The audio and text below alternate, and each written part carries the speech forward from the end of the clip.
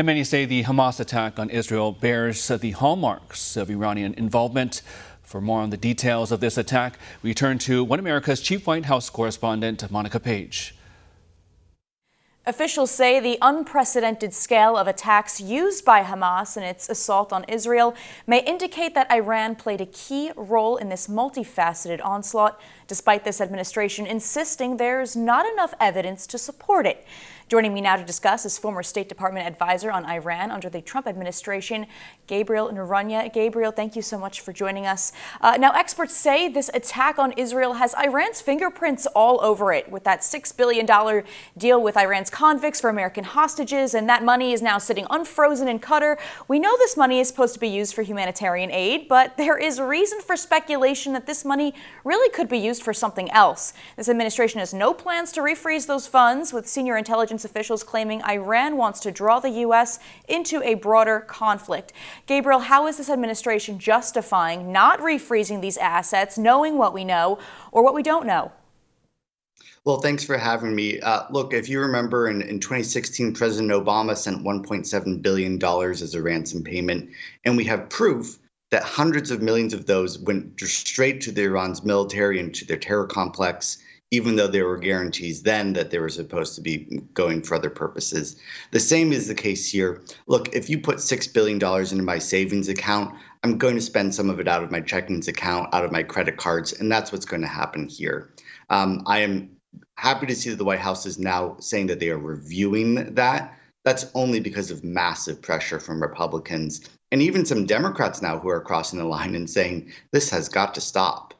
Right, Gabriel, I'm afraid that this decision, ultimately, whatever this administration chooses to do, may be a little too late here. I mean, under the Trump administration, we had peace in the Middle East with the Abraham Accords. It goes beyond really weakness on the world stage. I mean, what policies did the Biden administration implement that ultimately reversed course here? Well, for 9 months, they refused to put a single sanction on Iran. It was 15 months before they imposed a single oil sanction on Iran. And so what we've seen is $80 billion worth of oil has been sold by Iran under this administration. It would have been about $20 billion under President Trump if we had continued those policies, because we had starved Iran's oil exports. That is the single greatest funding of terrorism since 9/11 that has ever happened.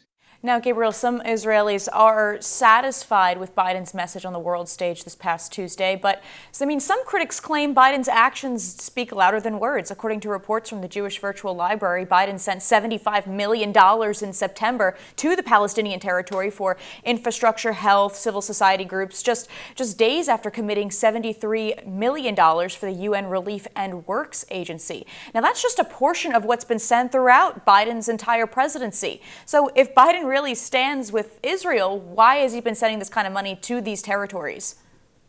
Look, that's a great question. The UN program called UNRWA funds schools that teach Palestinian children to be jihadists. They chant that Jews are the enemy in these UN schools that we are funding. In fact, there was a State Department internal memo that warned that if we sent funds to the Palestinian area in Gaza, it would most likely end up in Hamas's hands and be used for terror.